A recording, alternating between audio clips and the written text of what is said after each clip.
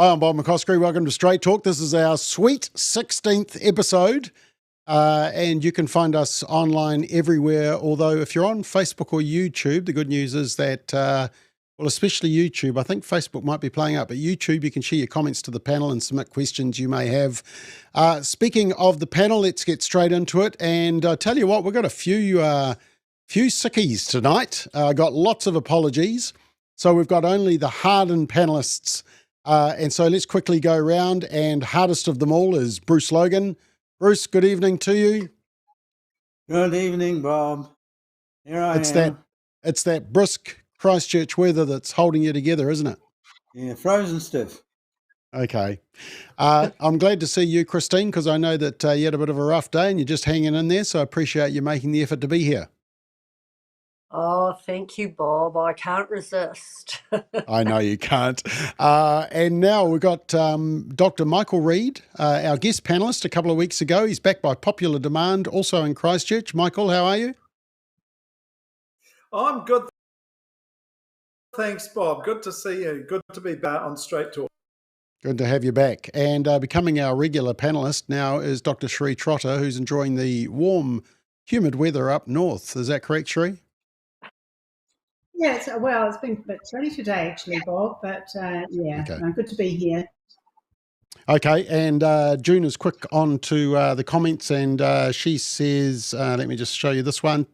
Hello, good evening all. And she says, tell your panelists to do nasal rinses and extra vitamin C work to treat for me last week. So there we are. There's your medical advice, everybody. I'll send the bill.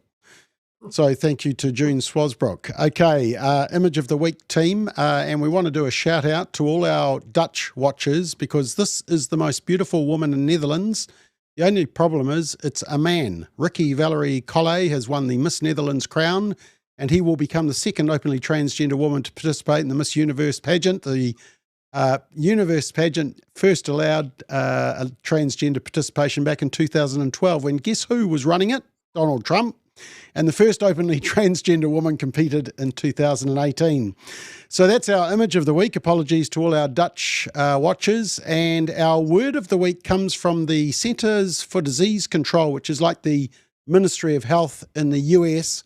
Word of the week is chest feeding, because the CDC is offering guidance for men identifying as transgender on how to breastfeed, and insisting on using the inclusive term chest feeding. I tell you what, my kids, the last thing they would want to do is breastfeed off me.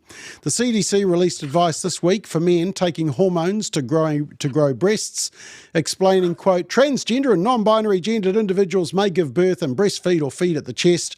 The CDC also gave some examples of alternative terminology for breastfeeding, such as nursing, chest feeding, or body feeding. So word of the day is chest feeding, and as you can see there, it's defined as a term used by many masculine-identified trans people to describe the act of feeding their baby from their chest, regardless of whether they have had chest top surgery to alter or remove mammary tissue. Whew. Are you guys confused? All I remember is breast is best. That's. I think we just got to stick to that rule, don't we, team? So anyway, that leads perfectly into the free speech moment, and it's a chance for you to get something off your, I was going to say chest, I might say breast. Bruce, yes. you are first, and for no specific reason, and you want to talk about the new science curriculum, so your time starts now. Well, the Ministry of Education's curriculum refresh seems to suggest that ideology should trump scientific method. The curriculum drafter, and I quote, says, "We will be teaching chemistry and physics to engage with the big issues of our time, to engage with excitement the possibilities that science offers. We are pushing towards the current fast drive, a more holistic approach on how the different science concepts interact with each other rather than a purist soloed approach." And there are 5 contexts we understand: biodiversity, food, energy and water, infectious diseases at the cutting edge. Well, I'll forget about the convoluted syntax and just mention that phrases like engage with excitement, cutting edge, the big issue of our time, waffle about different science concepts interacting, and a purist siloed approach are not science. It's politics. Indeed, it's worse. It's propaganda. The refreshers, more accurately, could be called tribal redesigners, would have the entire science curriculum driven by the politics of cultural relativism rather than scientific method. So science collapsed into scientism. Students will learn through a fogged up ideological lens, thinking that they are doing science when they are absorbing dogma that fuses mythology with science, as well as creedal statements on climate change, environmentalism, or control of disease. Revising the Treaty of Waitangi to mean partnership of two separate cultures rather than submission to the rule of law, the Ministry of Education would use the teaching of science to reinforce the nascent civil religion of diversity, inclusion, and equity. Now, such a hollowed-out education system will produce servile, self-righteous activists rather than educated young minds. It will make self-censorship and hypocrisy the only way to escape to reason. Think about it. Oh, okay. Sorry, Bruce. I was just looking up my dictionary because there was about 17 words in that Posey that I didn't understand. I had to look up the meaning. You can blame the curriculum drafter for that. Well, half of them had more than 3 syllables, but I'm sure that our audience completely understood. That's got 4. Anyway, I won't say that we'll go a bit simpler, but Christine, I know that you've been feeling a bit under the weather. Did you want to make comment about anything today? Yeah, look, I think I've been debating with myself whether to raise this or not, but I feel that I must. Look, I took a we were staying with a family member who was unwell, and I took her to the doctor, and I learned something that shocked me, and it might not shock any of you. Perhaps I live in a different world, but women, when they're going through menopause, often use a hormone patch. It's called an Ovestin patch, and there's been a huge shortage of them in the country. I use them myself. Can't get them. You get various ones every time you get a prescription, and they're horrible. The new ones are cheap, and they've got a nasty glue on them, and they're horrible. And this doctor told me why the shortage is. The shortage is because so many people are being chemically castrated, and I'm talking about men, but the thing that shocked me was she told me there are numerous boys between 8 and 12 who are being chemically castrated. What on earth are we doing? I don't care what an adult does. That's their business. That's their life. They can make whatever decisions they like. What are we doing to our babies? Because between 8 and 12, they're still babies. Now, I've known about that shortage for a long time. I had no idea what the reason was. And am I just at an age where everybody gets to and the world is just a shock day after day after day? Or are we truly living in a parallel universe? Because I would never have guessed that children that young are being treated to chemically castrate them. I would never have believed it had it not been a doctor who was straight up and talked about it as this is just one of the things that we're coping with these days. Yeah. Okay. And so you're talking about, basically feminizing boys with estrogen as part of the transition. Yep. Little boys. And the professional would be too scared to speak out publicly on that. Oh, she told me that there was absolutely no way she could say a thing. That would be the end of her role. Okay. I think that is a shock. I'm interested whether anyone else does. Okay, well, let's put it out there and see if anybody has heard. Julian has said that chest feeding reminds him of that Monty Python scene from Life of Brian. You're going to keep it in a box. I think it was Stan who wanted to become a Loretta or something, has been doing the rounds because it was almost a prophetic video. And John and Jackie, Bruce, they say, well said. So there we are. There's your fan club. Are they your next door neighbours? I'm on top. Okay. Right. Michael Reid, you want to talk about the new logo for Otago University, which is just down the road from you. Your time starts now. Yeah, thanks, Bob. If you're not aware of it, the University of Otago will introduce a $1.3 million rebrand next year. And this is the first, apparently, in the university's 154-year history.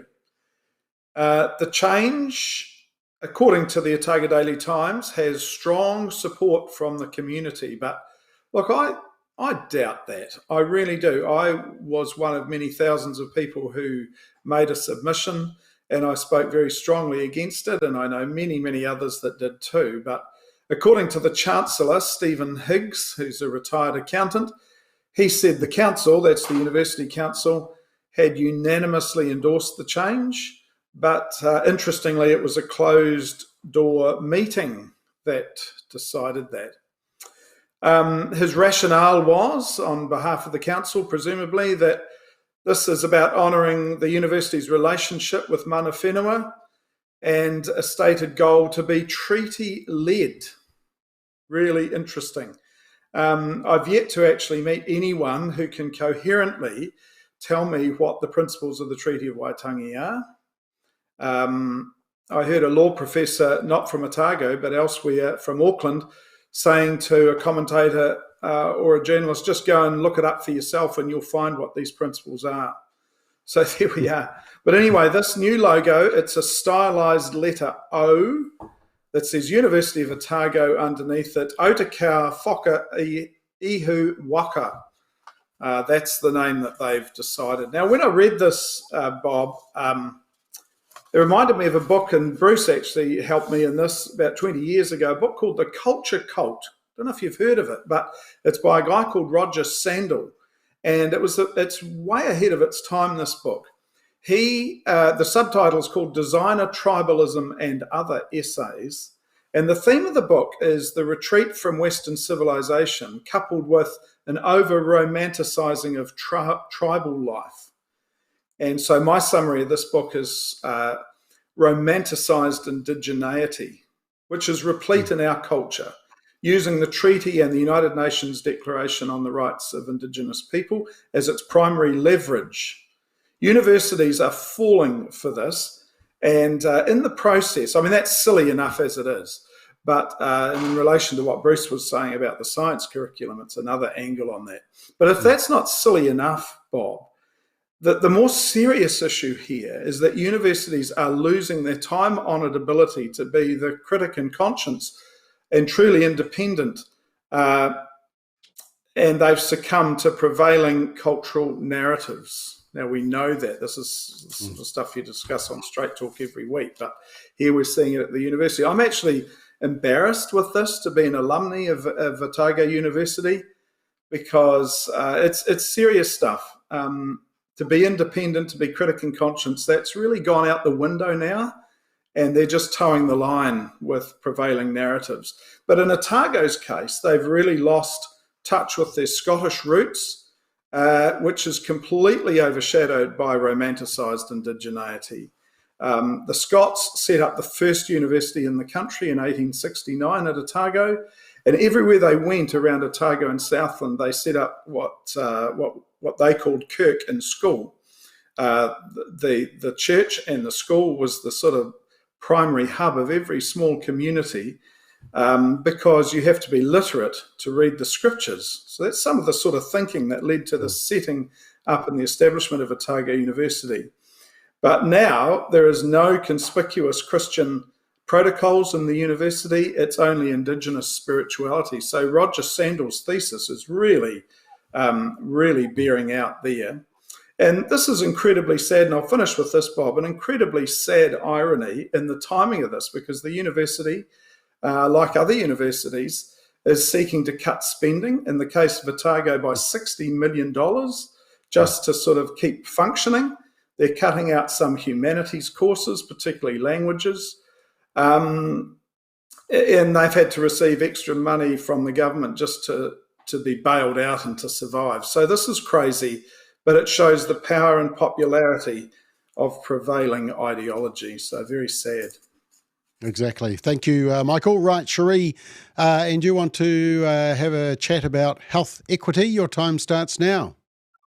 Yes, so I'm just going to talk about a part of indigeneity that is not so romanticised. Recently, I've heard a couple of Maori commentators say it's hard being Maori during election year. The current government has pushed forward on a number of Maori-related issues that are proving unpopular, whether it's road signs, co-governance, or so-called equity measures. It seems there's a perspective that Māori are treated with privilege and are undeserving as such. Many are rightfully wary of some of the ideas behind equity, ideas that undermine reward for effort, demand equal outcomes rather than equal opportunity. However, I want to comment on a real-world example of poor outcomes for Māori. The government recently introduced a new equity adjuster waitlist tool for surgery. It's important to note that the adjuster is not for acute surgery and that it has been developed by surgeons themselves and not ideologues. The tool considers a number of factors in prioritising patients. Firstly, and most importantly, clinical priority based on the medical diagnosis, and time spent on the wait list, geographic isolation, socioeconomic deprivation, and finally, ethnicity. While there's been little reaction to the other aspects of the equity adjuster, there has been a backlash to the ethnicity measure. The statistics show that Māori are likely to die 7 years earlier than non-Māori.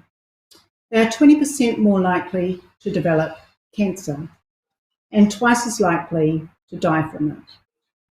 What this means is that most Māori will lose whānau to cancer at a relatively young age. What it means for me and my whānau is that we lost our mum at the age of 59. We have lost cousins and a niece to cancer. My mum was a non-smoker, a non-drinker. She ran marathons in her 40s. She was always on a diet. She lived a good, clean life and yet died at my age of ovarian cancer.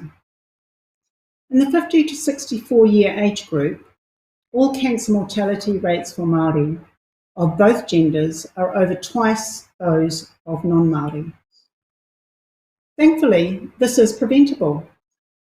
According to the New Zealand Medical Journal, the factors underpinning overall worse cancer incidence, mortality and survival for Māori are systemic and can be addressed. While we can debate the details of these issues, sadly, there seems to be a lot of resistance in the community towards supporting better Māori health outcomes. For Māori, it is not privilege to know that your people will die on average 7 years earlier than non-Māori. It is not privilege to know that you're 20% more likely to develop cancer and twice as likely as non-Māori to die from it. It is not privilege to be included on a health equity indicator. Māori would much rather not be in this position. Thank you. Okay, and actually I think we're coming back to that issue because we're going to talk about just the health system in general and is everybody being penalised in some way. Just finally, now look, I'm going to cheat team because I want to play a video clip, which you're allowed to do because I make the rules up. And this video has resurfaced recently. It's about 4 months old, but a transgender woman in Scotland was convicted of raping 2 women while she was a man, and then was put in a women's prison for 72 hours, and it basically cost Nicola Sturgeon her job. And I just want to show you the short clip. Watch Talk TV's Julia Hartley-Brewer's epic response to this transgender rapist trial, which is video number 3. It was reported that a transgender woman has been found guilty of raping 2 women when she was a man. When she was a man. Listen to those words. We're in Big Brother Orwellian territory right now. This is Isla Bryson. Isla Bryson is the name of a woman. A woman, as you can see on the screen if you're watching right now, wearing blonde wig and fake boobs. Isla Bryson began life as Adam Graham. And as Adam Graham, just a few years ago, shaven-headed Adam Graham with a Mike Tyson-style face tattoo, carried out violent sex attacks on 2 women in 2016 and 2019. Since being charged with those rapes in 2020, quite coincidentally, Adam Graham decided that actually he'd always wanted to transition to live as a trans woman.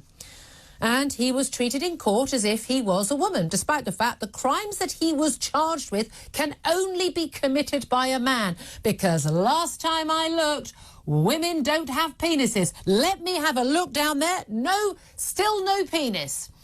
And yet the court required that everyone referred to him as her and she. He had a lawyer who claimed that he shouldn't even be convicted because he was now a she. Well, he who's now a she is actually now convicted as a rapist and will go to jail. But extraordinarily, despite, as you can see on that picture we're showing you right now in his leggings, completely fully intact, he will be going to a woman's prison. The exact thing that Nicola Sturgeon, the Scottish First Minister, told us wouldn't happen, wasn't happening, we were all scaremongering to say would happen, is happening. And it's happening in Scotland. That's where this case was. And it's happening across the United Kingdom because we are playing along with this madness.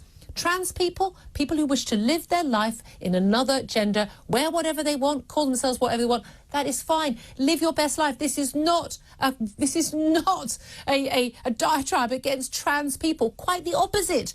Trans people are horrified that predators and sexual deviants and violent offenders like this man are using trans laws and trans rights to get away with their crimes or to escape proper punishment.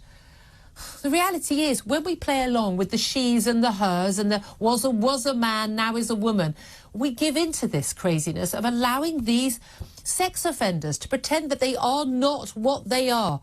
Men who are committing sexual offences against women. Everyone needs to wake up and stand up and say enough is enough.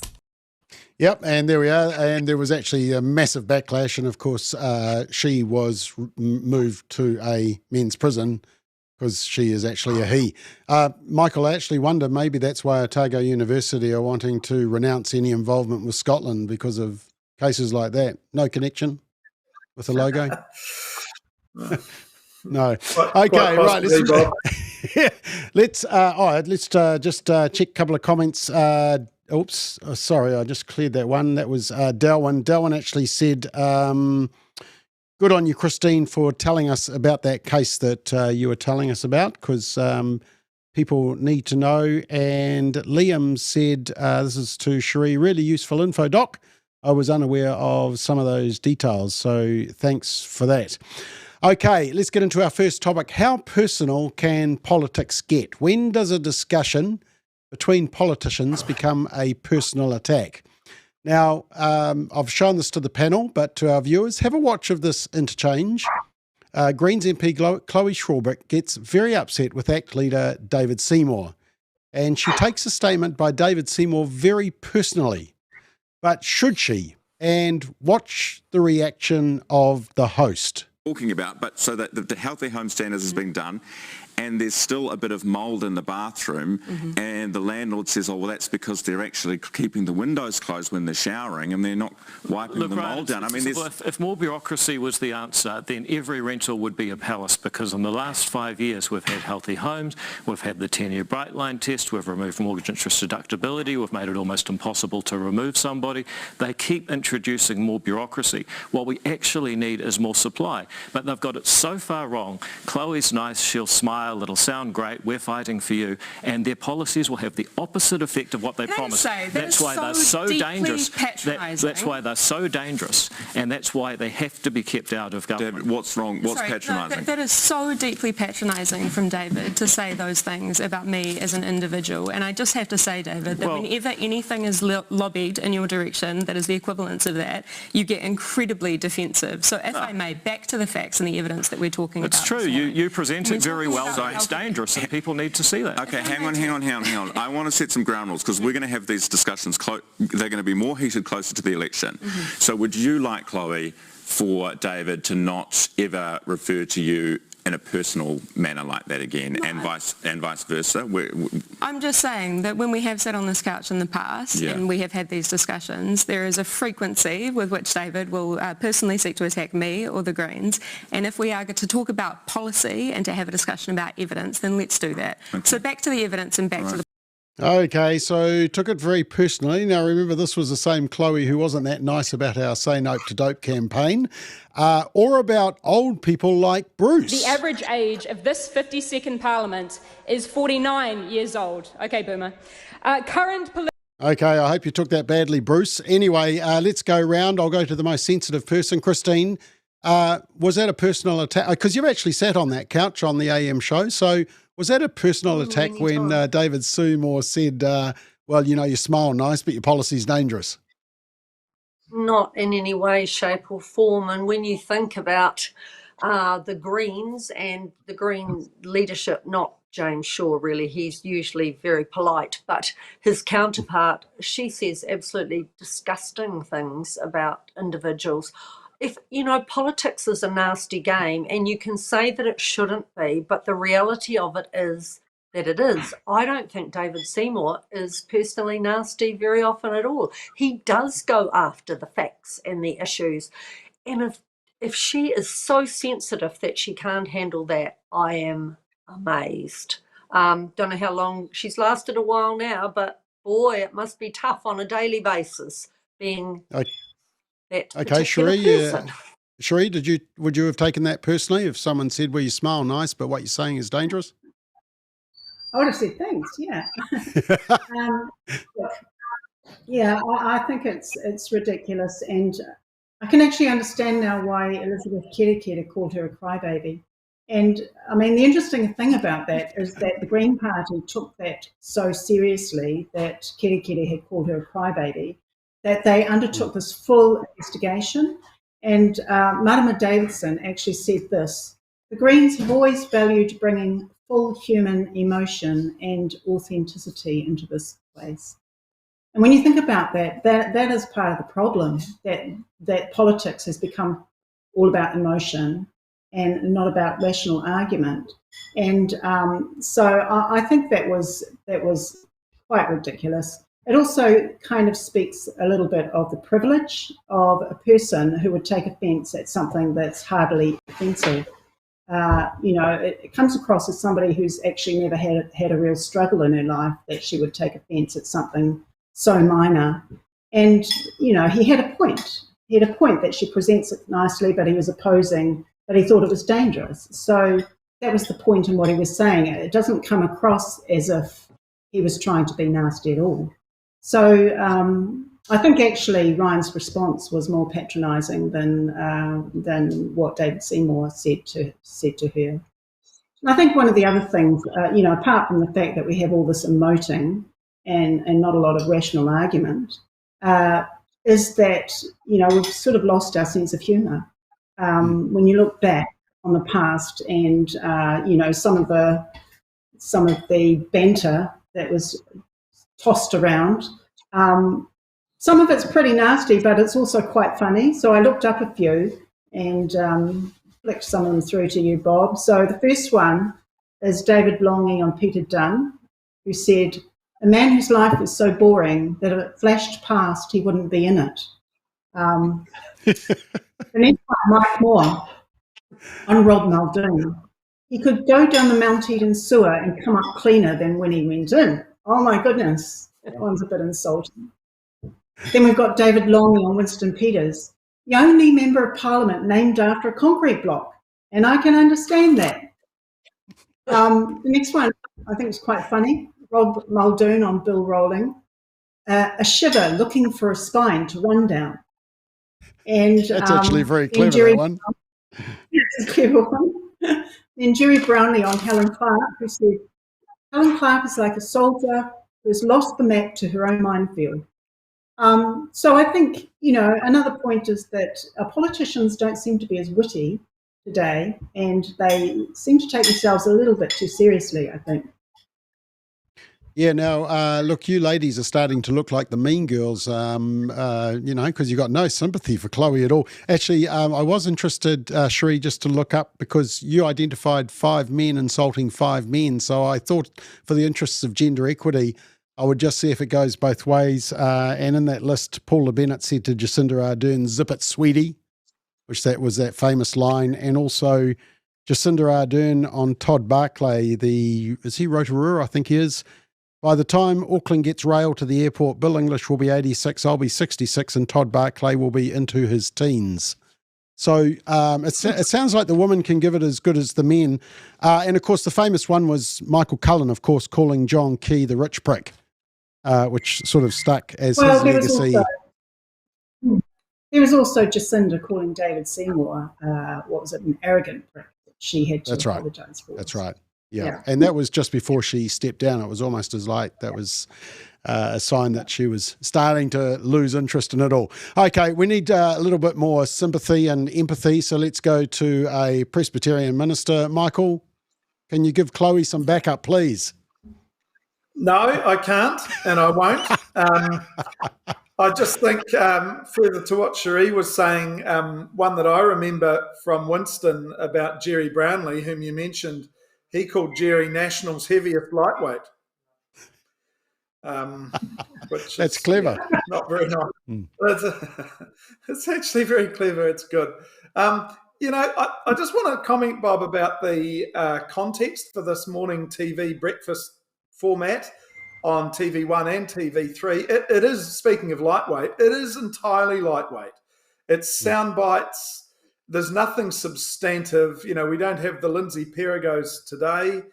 They're just lacking, and it's just frivolous and silly, and they try to insert some political commentary in there. And it's just pathetic, really. Although Ryan Bridge is actually quite good. He is capable of asking good questions. But he was really out of order asking Chloe Swarbrick what she would want. No good interviewer says, what do you want? David Seymour is actually a master of the soundbite. He's a clever person. As Cherie was saying, he's well prepared.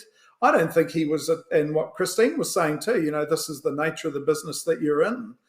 And she was the pathetic one, really. And David Seymour is always well prepared. He's always well presented. He doesn't degenerate into emotional stuff.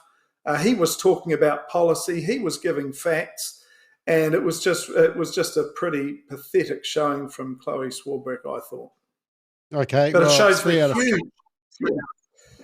the huge ideological gap between the Greens and ACT. Very clear. Okay, 3 out of 4, no sympathy for Chloe. Are you, Bruce? I'm not holding out much hope. No. Well, political debate is a rough art. It always has been, and so it should be. And I can't really comment much more than has already been commented on the particular video we looked at, but it was, I thought, what shall I say, upsetting to see that the fellow who was conducting the interview sought the advice of one of the interviewees. Now, that struck me as being very odd and very strange. But to do some credit to Chloe, she has the good fortune is that she is a good-looking woman, and that actually, maybe I'm just an old bloke and I notice these things, I don't know. And that is to her advantage on television. And we do have to be careful with what looks good. Doesn't always say things that are good, and indeed she doesn't. And what David was saying and alerting us to the dangers of the dangers he alerted us to were actually very right. That you've got to be careful. You're saying you look good, you're saying something, and it's dangerous, and it is. But I hope that people see through that. But Chloe has to learn to be something less of a snowflake, really. Okay, yeah, well, we're getting no sympathy. Go on, Bruce. It's a loss of a sense of humour. I think when you move over to the kind of overly sensitive sort of understanding of what's going on, you lose a sense of humour, and all those things that we were just listening to, which makes politics so much more colourful and interesting, disappear. Yeah, which is a shame. Well, the other thing, I don't know if you saw this morning, but the same two were back on the AM show, and I was shocked to find that David was very restrained in what he was saying. I thought he had taken notice of what happened the week before and curbed what he was saying, and that really worries me. Yes, he didn't need to. Yeah, no, you may remember, and it was the 2005 election that Don Brash first had his very first debate with Helen Clark, and he came in and sort of acted a little bit chivalrous and polite to Helen Clark, and Helen Clark, of course, took no prisoners and basically gobbled him up. And he realised that politics is a tough game. Yeah, that was an interesting debate because he was being polite because he naturally, deep down, he was polite. Look, not a lot of sympathy from the audience, I'm afraid. What do we got here? We got Leslie who says, Cherie, you are spot on. Ronnie has just learnt how to spell Chloe. Lee says, for goodness sake, yes, Christine, I agree. That was tame. There have been more arrows flying in Parliament, childish most of the time, but that was a silly response from Chloe. Andrea says Chloe is paid to debate policy and voted in, so she should do that. It's what's expected of her. Michael says ask an NCEA graduate what rhetoric or logical fallacy is. Lee says bring back Mike Hosking as a interviewer. And Son on the Ascendant, lovely name, said David talks facts.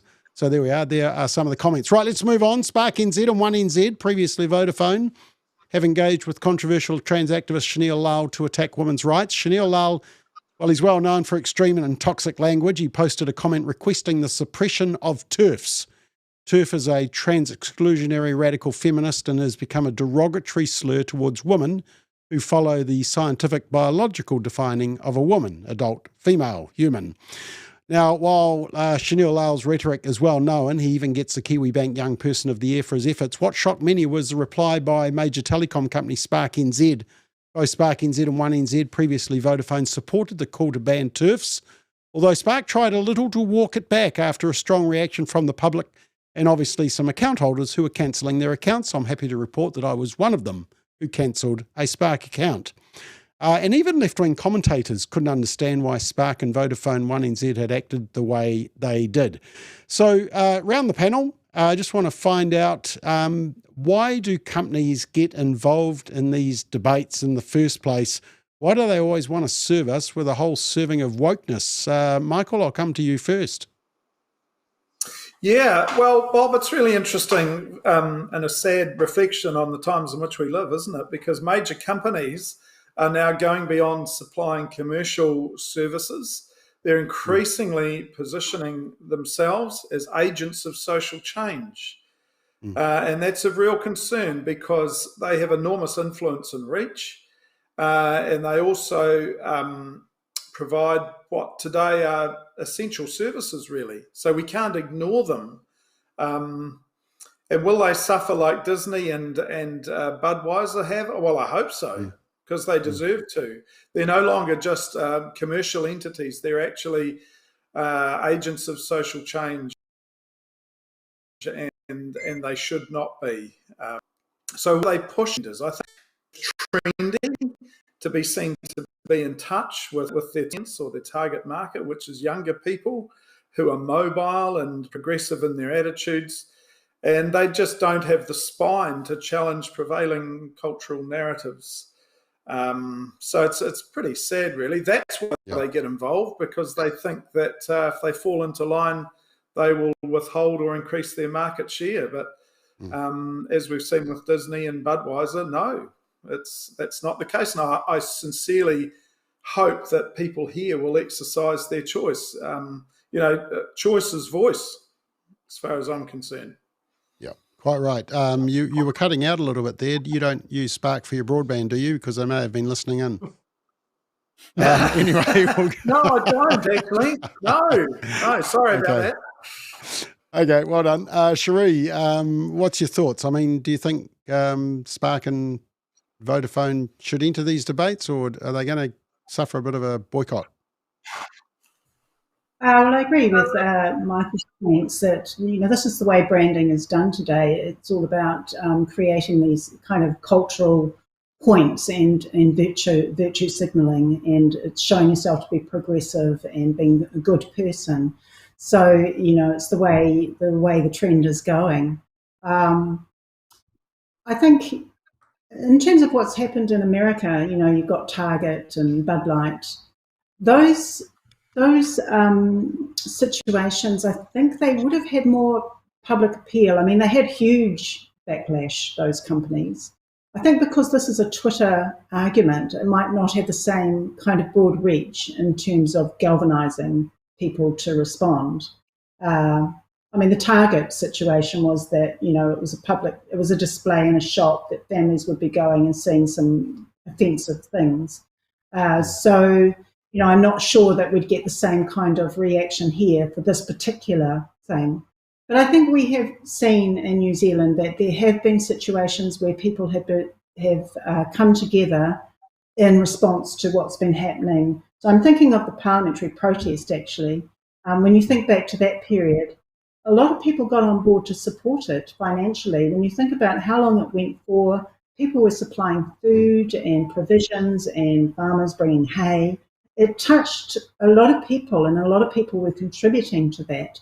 So I think if there's an area where it affects people's lives a bit more, where they feel a bit more connected to the issue, then we might see some sort of a uprising or a backlash like has been seen in the United States. Yeah. Okay, Christine, what amazes me is you've got companies who are basically having a go at feminists. Why isn't there, I know that you rightly say that the church needs to get their act sorted out and get some unity and use their voice. But to be honest, I look at the feminist movement and I think, well, they're pretty quiet on this as well. Is there a feminist movement left anymore? I don't know where it is, if there is. In my young working life, I fought so hard for the place of women in the scheme of things, and not to be judged on the way they looked, but to be judged on what they did. And I don't even think that women today understand what we went through and what we fought for, and I don't see any of that kind of reaction at all. But you're right, that I believe that we all need to be far more courageous, and the church is part of that. We just sit back and take whatever's dished out to us and, turn the other cheek. I don't believe it's what we should be doing at all. And other religions certainly don't do it and would never put up with what we do. And I agree with you. Women need to be fighting back on this one. We've got a lot of social issues at the moment, and they're very frightening things to a lot of people, but we only talk about it privately. We talk about it in our homes and around the dinner table and, maybe at work in small groups, but people are very cautious about what they're saying because nobody wants to be labelled. There is this amazing mechanism in there that destroys any opposition. It's pretty powerful, and so people just don't do it. They're still really angry about it. They're very, very unhappy, and that's why I think there's going to be a right landslide. Because people are too frightened. There's 12% of people who will not say what they're going to vote for, and that's been solid all along. A lot of those people are too frightened to say because they don't want arguments with people. They don't want to be labelled as anything in particular, and they don't want to be seen to be going against something that they're going to be blamed for. So there's a lot of quiet out there, but at the same time, there's a heck of a lot of unrest and unhappiness, I believe. Okay, and just finally, Bruce, what's your thoughts? Well, look, the culture war is real, and commercial activism is a consequence of that, really responding to the most noise. And the transgender movement at the moment is making a great deal of noise. And it looks as though, or you can spin it, and certainly a lot of people who would sponsor commercial activism think that they're doing some kind of moral thing. At least they are using that to justify what they do. And that seems to me to be what happens simply because they're responding to so much noise. As part of it, I think, part of the problem is a loss of any kind of willingness to approach these issues with any kind of rational thought. Everything seems to spin around some kind of an emotional response. And the feminist issue and the transgender issue is interesting because, on the one hand, feminists did have a case. They had a case as far as they were looking for. They wanted equality. And we didn't. That was a fairly simple notion to understand. Transgender people, on the other hand, say they want equality, but they also want us to change our understanding of what it means to be human. And so that is an entirely different kind of idea. And that at companies who buy into it, I don't think understand what they're doing. They still sort of think they're operating in some kind of support of equality, when in fact there's a great deal more going on. Yeah. Okay, just two comments here. One is from Ronnie. There's a huge backlash happening globally against woke culture and woke corporations. It's just not being heavily reported by legacy media. I think that is true, actually, because I noticed that over the weekend when the Spark issue was, it was all over social media. The media didn't want to go near it because they would actually have to acknowledge that people don't like the term TERF. And Lisa makes a very good point. She says modern feminism has lost its way in the maze of intersectionality, which I think is a very good point as well. Now, just while we're talking about this and the labelling of anyone who doesn't buy into gender ideology, I want to go back to Cherie's free speech moment last week when she was talking about Marama Davidson on Q&A, and Marama Davidson failed to condemn the violence from the trans activists at the Posey Park rally, saying it's all about love and aroha. I took the liberty of taking her comments and just doing a little fact-checking of them. Their message of hate and division was coming. New Zealanders did the right thing and stood clearly against that, but with messages of love.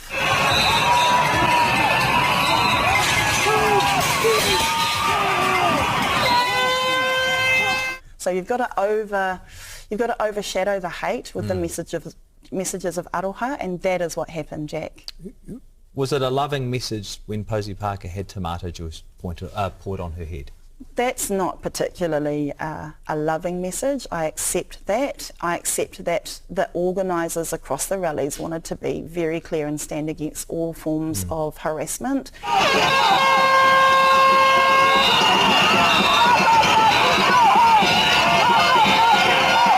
So I can't speak to that. Was it an acceptable form of protest? No harassment is acceptable to me ever.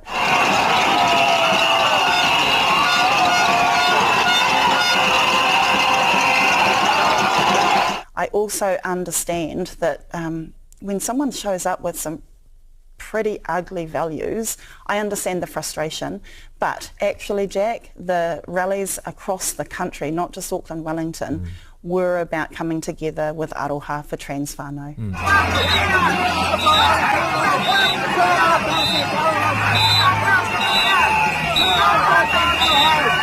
Is there a civil way to have conversations about trans-related issues? Not when you are peddling hate and division.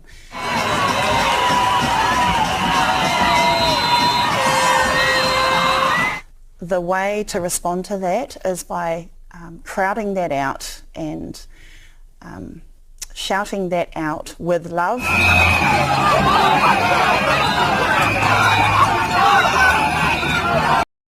Yeah, so lots of love and aroha and that. And just before I come to your panel for a reaction, Marama said she doesn't use the term TERF, but then next minute she admits she does. Do you use the term TERF?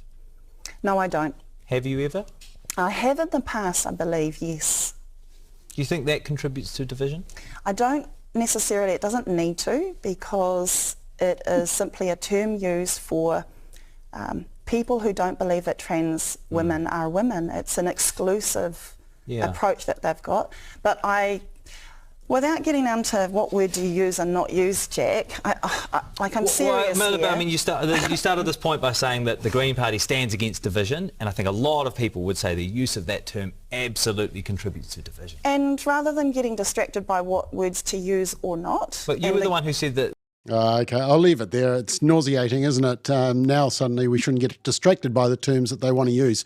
Cherie, I've got to come to you first because you're the one who alerted us to this video. Watching it again, does it still raise your blood pressure? Oh, well, I watched that thing roll out on the day because my daughter was there and we had a little bit of a connection to what was going on. So I was watching Posey Parker's live feed. It was horrendous. It was horrendous what we saw. But just about that interview, I've actually been quite impressed with Jack Thames interviewing. Yeah, he does seem to try and keep to the facts and trying to get information out of people. He doesn't get too sidetracked by ploys of the interviewee. So I've been quite pleased to see that. Okay. Michael, is that the first time you've seen that? Yeah, it is. I don't make a habit of watching Marama Davidson, Bob. But look, she, just think back to her comments on the day. She was energised. She was a total activist. She's calmed down a wee bit with Jack. I think what Cherie says is true. Jack is actually quite gracious. He sticks to the script. He asks the questions. But to just quote her, she said, "No harassment is acceptable to me ever." And I think that little clip that you showed, Bob, there's no aroha there. This is just in-your-face, hard activism. There's absolutely no respect for an opposing point of view.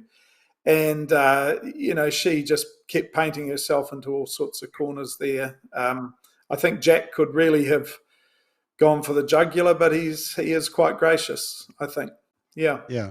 Christine, it just seemed to be a whole lot of hypocrisy in everything she was saying and what we saw and what was evidenced on the day.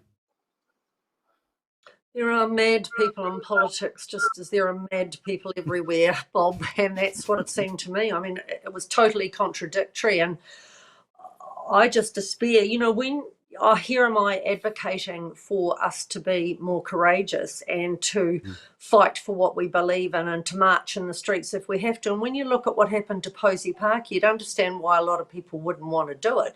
You and I, when we worked together for all those years, organised so many protests. We stopped the whole country for 3 minutes for Near Glassy, never thinking we could pull it off. People stopped everywhere. They stopped their cars where they were. The whole nation stopped for 3 minutes.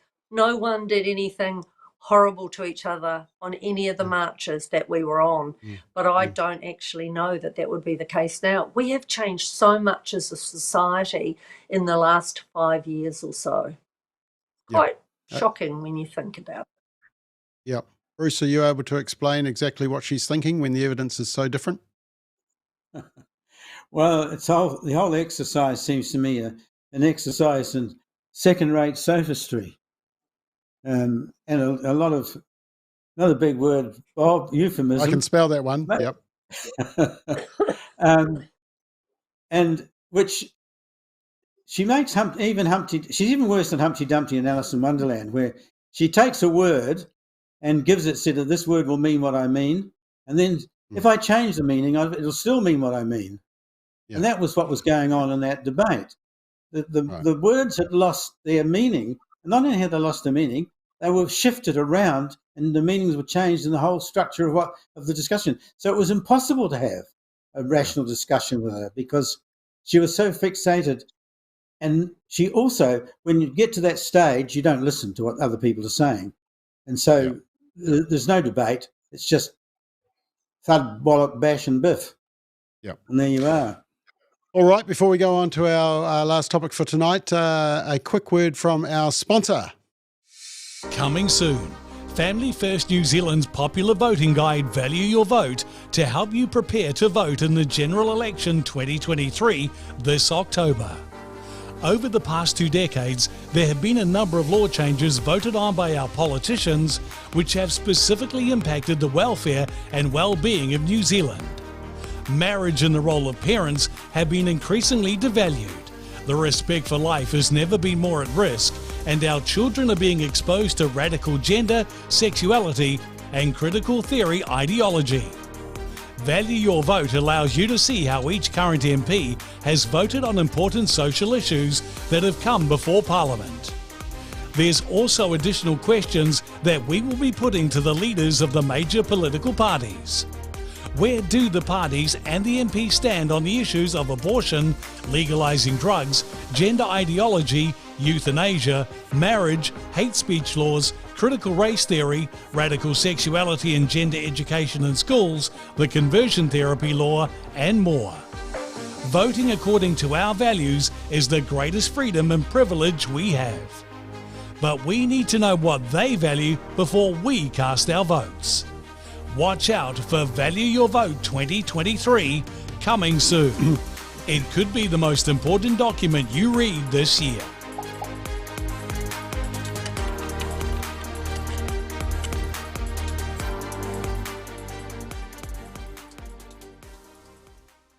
Right, there we are. So we're getting a lot of requests about that. That'll be due out in a couple of weeks, so be prepared for that.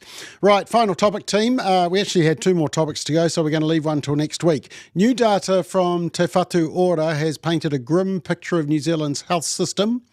The health agency published a review of their clinical performance metrics this morning, revealing that compared to 2022, last year, in 11 districts, there was a minimum, notice the word, minimum 10% increase in their emergency department length of stay.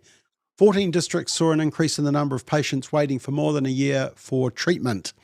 Now, I just want to go around the panel and basically ask, do we have a health crisis, and what evidence have you seen? The evidence that I saw was that actually our accountant's father went in for an operation a couple of weeks ago. I won't name the hospital, but was actually spent part of his time in the corridor before the operation, I think it was. It just does not seem we have a very healthy system at the moment, which is why we've said, is our health system on life support?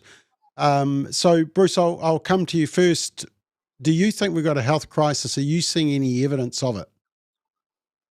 Well, I have seen some evidence, but I must say it's second-hand. I haven't been intimately involved in any particular incident. But I think it's just not a health crisis. We've got a cultural crisis. If you've got a emergency department overwhelmed, then there must be something going on in the culture that's causing that. And it would seem to me to be an increasing breakdown in social order, and increasing violence, and increasing lack of responsibility. When something happens to someone, maybe they leave it too long to get to help, and then more work has to be done. And when you've got a culture that with a simple understanding of how we should behave, how we should treat each other, it seems to be inevitable that emergency departments in hospital will be overloaded. So if that's a health crisis, then there is one. But I think there's more significantly a cultural crisis, which we are seeing in the terms of one aspect of that crisis, one sharp end in health. Yeah. Okay. Sheree, I guess this comes back to your free speech moment. How much are we having to make these difficult decisions and even bring in factors like ethnicity and probability when we're faced with kind of such a shortage? I mean, we've just got a major shortage of staff, of professionals, and the system. I mean, how many millions, hundreds of millions have we spent on bringing this all together, and it seems to be getting worse? Yeah, that's right. And I think it comes back to governance at the end of the day. Where is the money going? What's it been spent on? I'd also like to know what impact COVID has had, in the sense that we know that a lot of health professionals had to stand down during COVID. Yep. Do we actually have the numbers of doctors and nurses who lost their jobs, and, are they back at work? So we also have a government that's spent a lot of energy and funding on things that are kind of peripheral to the core needs of the country, like health, education. So there are a whole range of issues, I think, that have contributed to this. And I think it's fair to say that it's happened over a period of years, that it's all the fault of the most recent government in a decline. But there certainly needs to be a lot of attention given to getting the health system up and running properly. Yeah. I agree. Okay, just before I come to you, Christine, Liam says, when so many doctors and nurses are moving to Australia for less stress and more pay, a health crisis here will be inevitable. And this one from John, which I think is a really important one, the biggest problem is you can't get an appointment for a local GP, a doctor. I think for some people, they ring up with a health problem and they've got to wait 2 weeks before they can even get into their local GP. Is that what you're finding, Christine? 2 weeks. You'd be very lucky in Taupo to get in 2 weeks. We don't have doctors at some surgeries. I don't have a GP anymore. I'm not allowed any more medication until I see a doctor, but there's no doctor to see. I was on health boards for 12 years, and I know exactly how they operated, and there were gaps and things did need to change.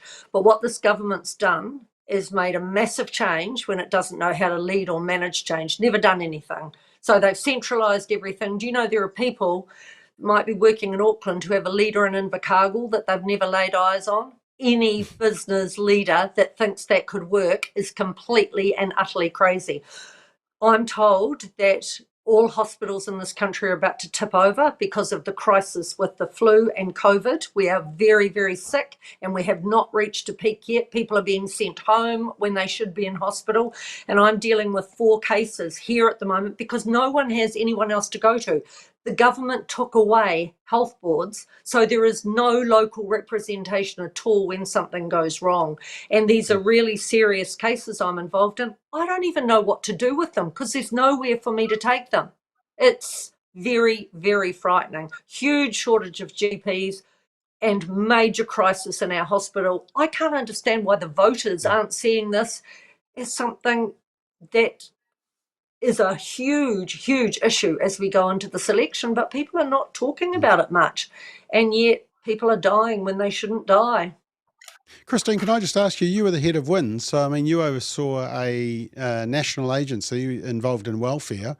Why can't a national agency in health also work?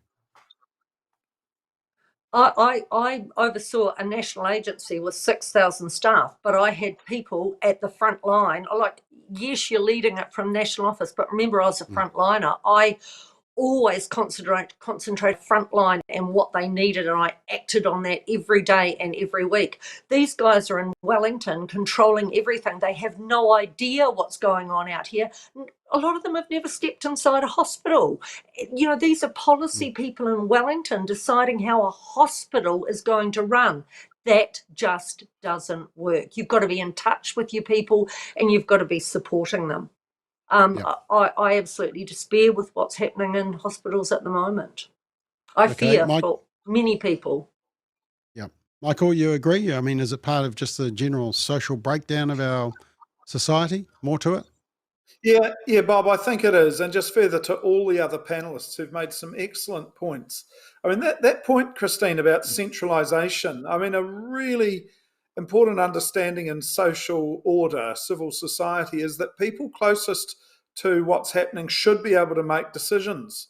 Now, I can tell you, Bob, that Kiwi Rail, for instance, if you want a ground signal to leave Dunedin Station precinct, it's actually activated by somebody in the North Island.